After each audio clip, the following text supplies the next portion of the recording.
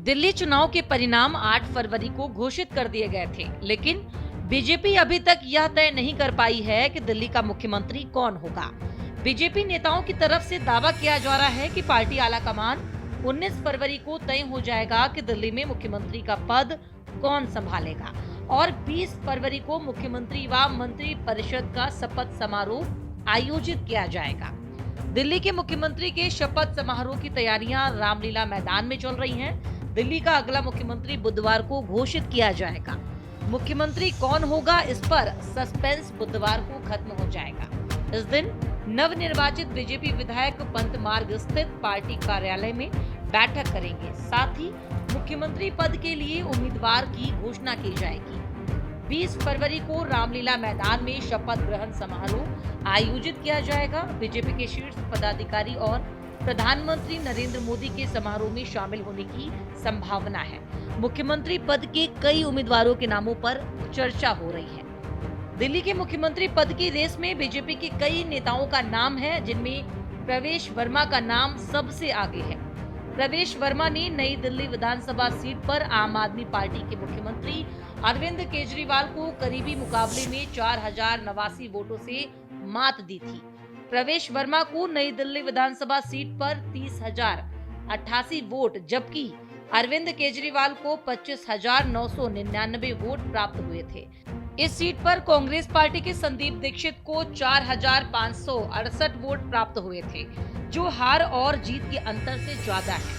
मुख्यमंत्री पद की रेस में बीजेपी के जिन अन्य नेताओं के नाम शामिल हैं, उनमें से पूर्वांचली चेहरे और नॉर्थ ईस्ट दिल्ली के सांसद मनोज तिवारी, पूर्वी दिल्ली के सांसद हर्ष मल्होत्रा, नई दिल्ली की सांसद बांसुरी स्वराज का नाम शामिल है।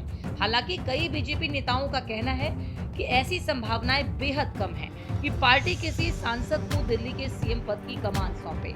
जिन विधायकों का दिल्ली के मुख्यमंत्री पद के लिए नाम चल रहा है, उनमें पार्टी के पूर्व प्रदेश अध्यक्ष विजेंद्र गुप्ता, जो कि लगातार चौथी बार विधायक बने हैं, और पूर्व प्रदेश अध्यक्ष सतीश उपाध्याय के अलावा शालीमार बाग की विधायक रेखा गुप्ता और ग्रेटर कैलाश की विधायक शिखा राय शामिल हैं। बीजेपी सूत्रों का कहना है कि दिल्ली का सीएम चुनते समय पार्टी को जेंडर बैलेंस के अलावा जाति और समुदाय का भी खास ख्याल रखना होगा। 3 दशक बाद दिल्ली की सत्ता में वापसी कर रही है। इस वजह से सीएम का चुनाव करते समय उसे यह भी ध्यान रखना होगा कि वह विपक्षी दलों के तमाम जाति संबंधी आरोपों की काट करने वाला हो। दिल्ली सीएम की रेस तेज है। इस बात को लेकर अटकलें लगाई जा रही है कि मुख्यमंत्री की कुर्सी किसे मिलेगी, जिसमें आपके राष्ट्रीय संयोजक अरविंद केजरीवाल को हराने वाले प्रवेश वर्मा और विधानसभा में विपक्ष के पूर्व नेता विजेंद्र गुप्ता के नाम शामिल हैं। कुछ अन्य नाम जो सामने आए हैं, उनमें विधायक आशीष सूद, सतीश उपाध्याय, पवन शर्मा, रेखा गुप्ता और अजय महावर शामिल हैं। वास्तविक नाम एक गोपनीय रहस्य है और इसका खुलासा विधायक दल की बैठक में ही किया जाएगा। पार्टी सूत्रों ने कहा कि पार्टी के शीर्ष नेतृत्व राजस्थान, हरियाणा, मध्य प्रदेश, ओडिशा और छत्तीसगढ़ की तरह किसी अदृश्य उम्मीदवार का समर्थन कर सकते हैं। हालांकि विधायकों में से ही किसी एक को चुनने की संभावना है। बीजेपी के एक वरिष्ठ पदाधिकारी ने बताया कि शपथ ग्रहण समारोह की तैयारियां शुरू हो चुकी हैं।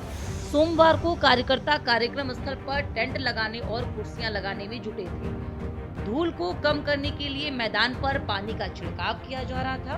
27 साल बाद बीजेपी की सरकार बनेगी। पदाधिकारी ने बताया कि शपथ ग्रहण समारोह के लिए रामलीला मैदान को इसलिए चुना गया है क्योंकि 27 साल बाद दिल्ली में उनकी पार्टी की सत्ता में वापसी में उत्साहित कई कार्यकर्ता शपथ ग्रहण समारोह में शामिल होना चाहते हैं। इस समारोह में केंद्रीय मंत्रियों और भाजपा शासित कई राज्यों के मुख्यमंत्रियों के भी शामिल होने की उम्मीद है। दिल्ली समेत एनडीए शासित राज्यों के कई सांसद भी समारोह में शामिल होंगे। एक अन्य पदाधिकारी ने बताया कि भाजपा के जमीनी स्तर के अभियान में प्रमुख भूमिका निभाने वाले 700 से अधिक विस्तारकों को भी शपथ ग्रहण समारोह में आमंत्रित किया जाएगा। सीएम के साथ 6 मंत्री भी शपथ लेंगे। पार्टी के अंदरूनी सूत्रों ने कहा कि हालांकि यह स्पष्ट नहीं है कि किसे मंत्री पद मिलेगा, लेकिन अनुसूचित जातियों के अलावा बनिया, पूर्वांचली, पंजाबी और सिख सहित विभिन्न समुदायों और जाति समूहों को प्रतिनिधित्व मिलने की संभावना है। सरकार में महिलाओं को भी शामिल किया जा सकता है। भगवा पार्टी इस बार 70 विधानसभा सीटों में से 48 सीटें जीतकर सत्ता में आई है।